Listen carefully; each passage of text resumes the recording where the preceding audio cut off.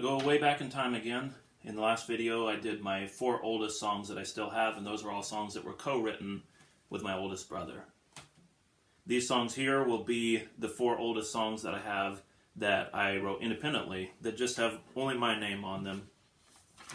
And I probably wrote these also in 4th grade, maybe 5th grade. I doubt 6th grade. I suppose it's possible that I could have been headed that direction. I'll point out my system over here. So I don't know exactly when they are. Sometimes if I would write a song and it would have something to do with a person or maybe an event, but more a person in real life or that I knew at school or something, then I can usually figure out, oh, that must have been sophomore year of high school, because I didn't, I wasn't interested in that person before then or whatever. On all these songs, I put the title of the song, I put a number, I put who wrote it, and this is a system that I got from my oldest brother, and we did this with our very first. Our first song was number 1, and then it had the title on it, and then it went in the folder, and then the second song was number 2, and it had a title, and it went in the folder. So from the very, very beginning, he had this system in mind.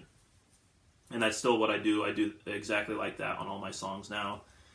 Sometimes I'll also put the date on them, so that now I've learned that one thing I do with these songs is I look back on them years later and get some insight into my life. So now I occasionally put the date, but I don't really do that all the time. Anyway, these will be my 4 oldest, and I think I'll do them in reverse order. This one is called Running Out of Stories to Tell. And it's got this line, running out of songs I can sing. And it expresses, well, come to think of it, it's kind of hard to say what it expresses. Because it says a lot of different things that they don't really pull together and cohere.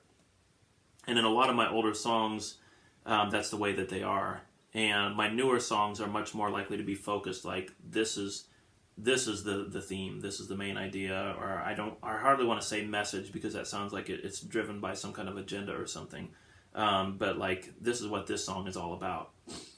And in my older songs, they didn't necessarily have that.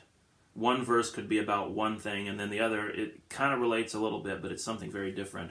And in some ways, that's the result of being an amateur, inexperienced, and so that what I wrote is very scatterbrained. But in another sense, that can be a real strength to a song. I think some of my favorite lines from other people's songs are lines that don't necessarily connect with the rest of the song very well, but the line on its own just seems to say so much and speak to so much in life.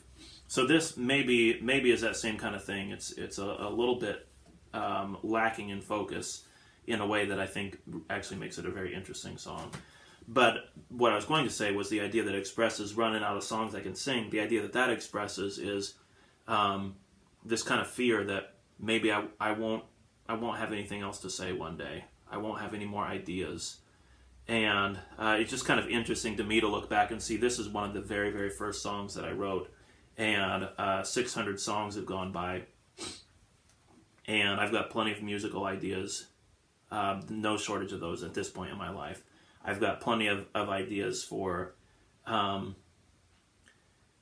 experiences or feelings or impressions or ideas or whatever that I want to express in music. Like I'm in no way running out of songs that I can sing. So just kind of interesting to see that as a fear in one of my earliest songs. Oh, that's not the key.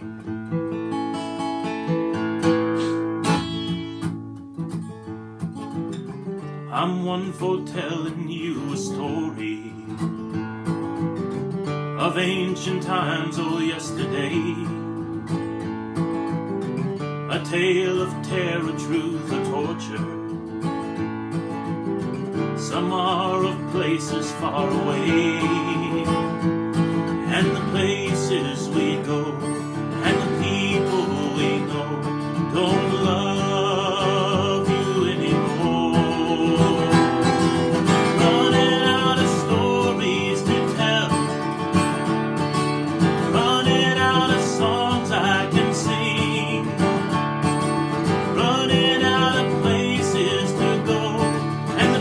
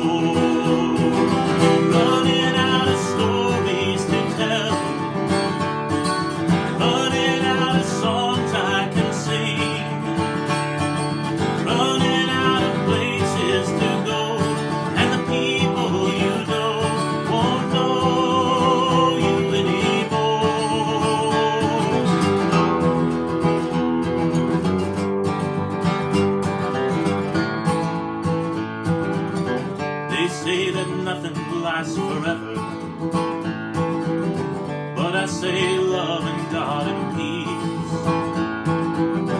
and all our stories are eternal. I hope you see these things in me. Look deep in my eyes, and you might start to cry for the feelings I'm feeling tonight. Running out of stories to tell, running out of songs I can sing, running out of places to go, and the people you know don't love you anymore.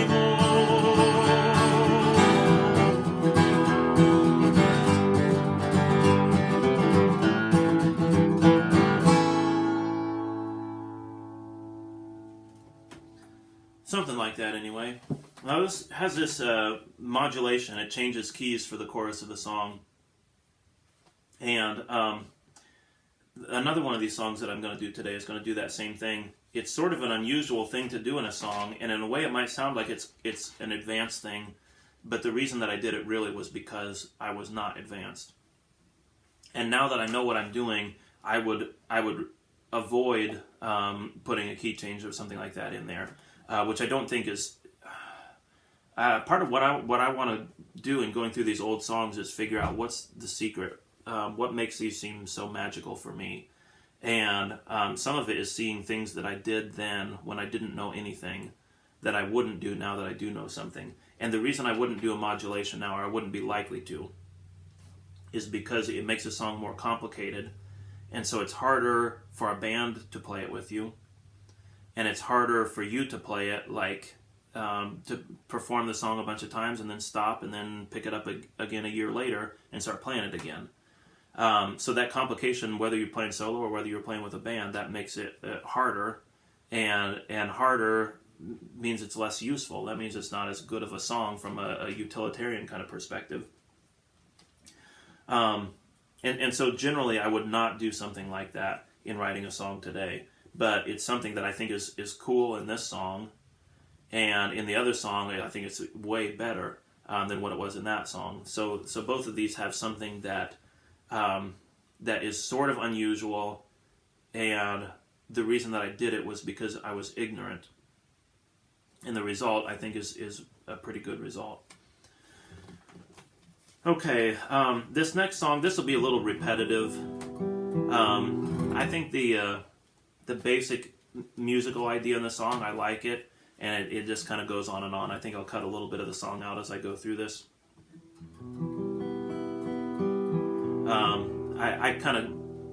I don't want to complain about it too much. I do kind of like the song, but it's one that if I wrote this today and I had it exactly in this form, then I would keep working at it. I'd try to come up with a better version to really capitalize on the good ideas here. And I still do take some of my old songs and rewrite them, rework them. This one, as it is right now, it just feels like it's still a work in progress. Like it feels like it's not really a song. It's an idea, and maybe it's a good idea, but I haven't really done enough with it, I think, to call it a song. I've been standing outside in the rain, and I seem to have lost the way. I'm trapped out here alone. Help me find the way back home. Can't you see I'm alone? And I can't seem to find the way home. I'm alone, and I can't find the way back home. Can't you see I'm alone? I'm alone, and I just can't find the way back home. Can't you see I'm in love? I'm alone.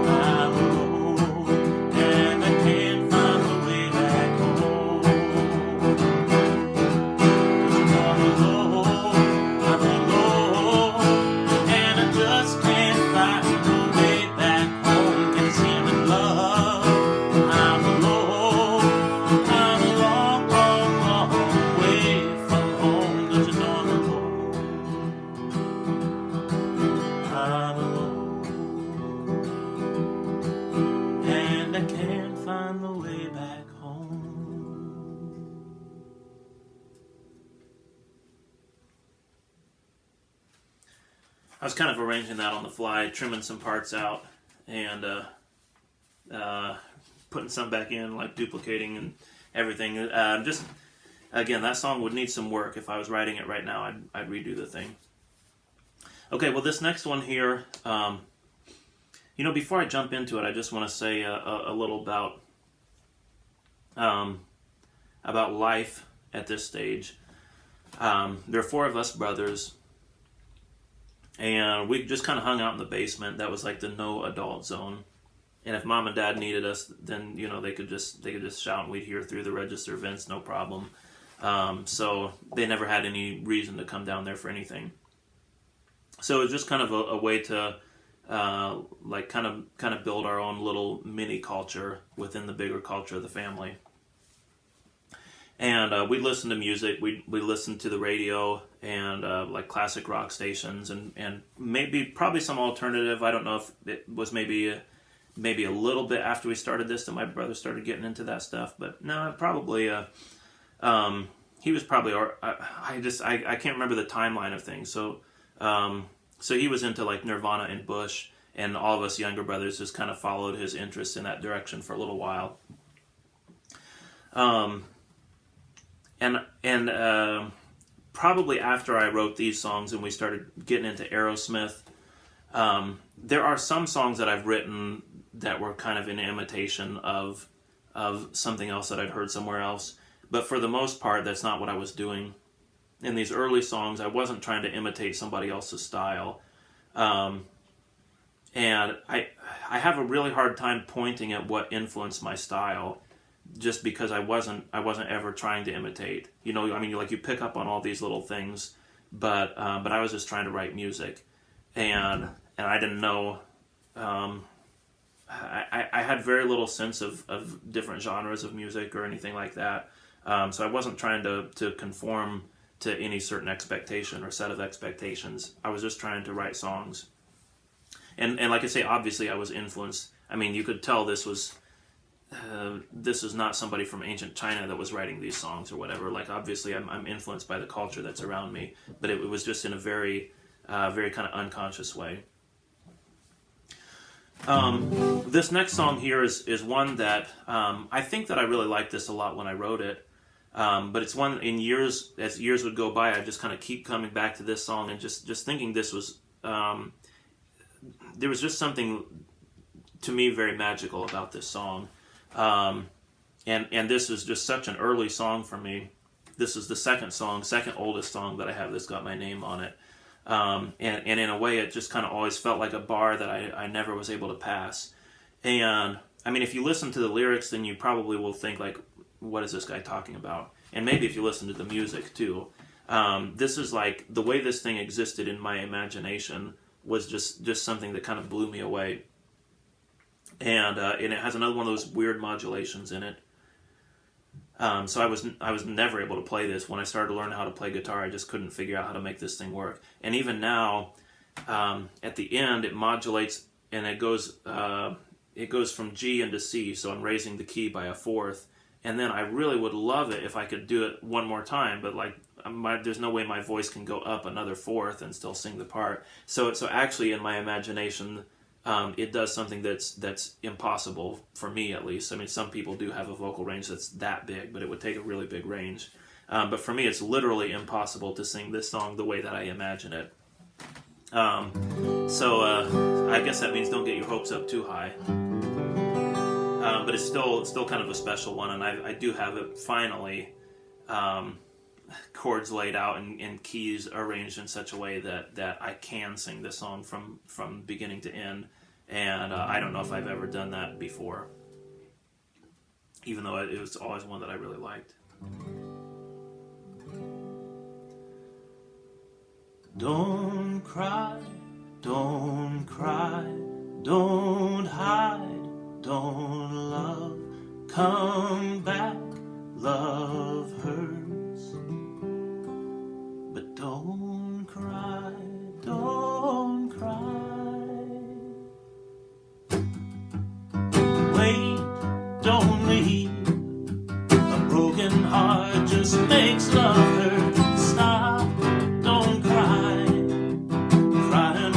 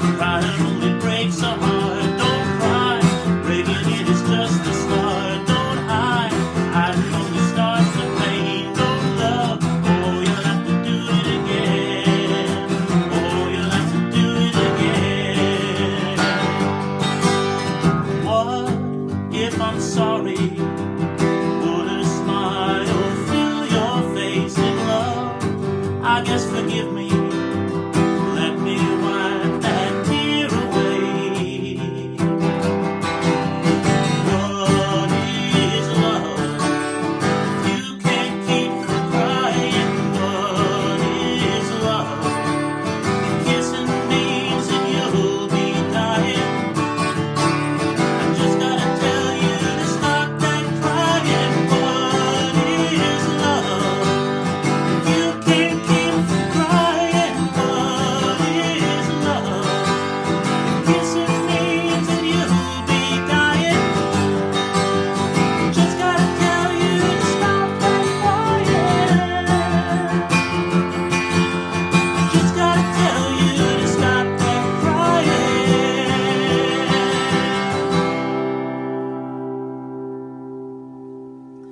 So that's the idea of it anyway. Another thing that's just always kind of fascinating to me about this is just that, again, maybe I'm in 4th grade when I wrote this song, and just like the idea of putting myself in the shoes of somebody who's like breaking a girl's heart and insisting that she not cry over whatever it is that he's done to upset her. Even that is like one of those things that, in a sense, I feel like I know better than to do that now. Sometimes in a song I will kind of take on a persona that's not my own, and maybe that like indulges in vices in a way that I wouldn't do, but like I'm very cautious about doing something like that. And this one, it just dives right in to this persona. And again, maybe that's another thing that like maybe I feel like I know better than to do something like that now. Okay, well, I'll finish up with this one right here. This is the oldest song that I have that's a solo, written just by me. And probably I wrote this one in 4th grade. And many years later I came along and put these swing chords to it. And this is a song that I have performed for people before. The other ones that I did today, nobody's ever heard any of them, except my oldest brother, maybe my other brothers as well. But basically, nobody's ever heard any of these songs, and I'm sure they don't remember them. They don't remember the songs. My oldest brother doesn't remember the songs that he wrote that are in these folders. I wrote some songs with my little brother a few years later, and he doesn't. The ones that I bring up around them anyways, they don't have any memory of. So if anybody's heard these songs before, they've forgotten them.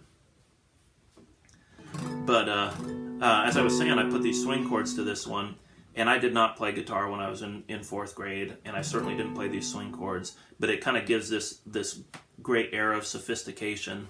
And so now I play this, and people think, oh man, how did you write that when you were so young? But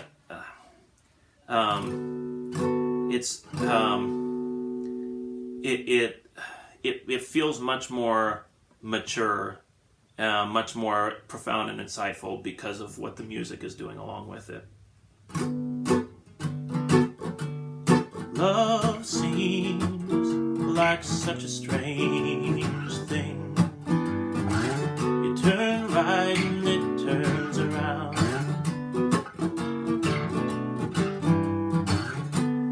Sometimes it just turns up missing. You ain't where it's gonna be found. I'm just a lovesick fool, just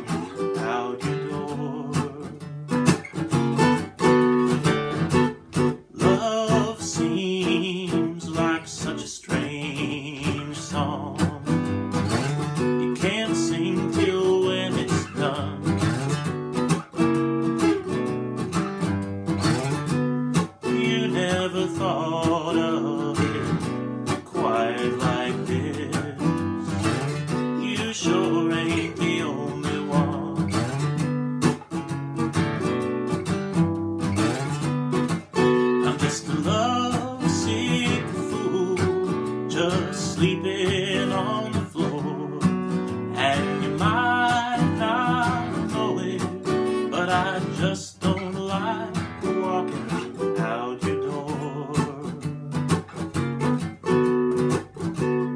Love seems like such a strange story. It ends quick, but it never stops.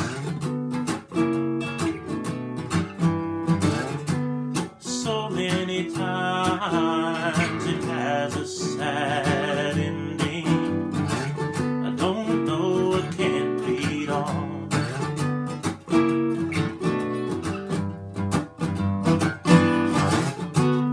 And it seems like such a strange road, a dead end at every stop.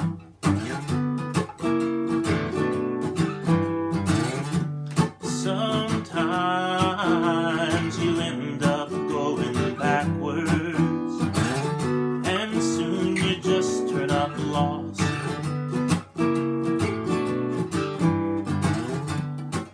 I'm just a lovesick fool, just sleeping on the floor.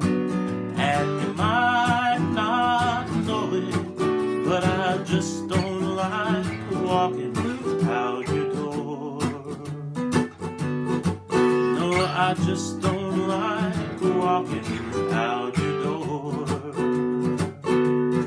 No, I just don't like walking out your door.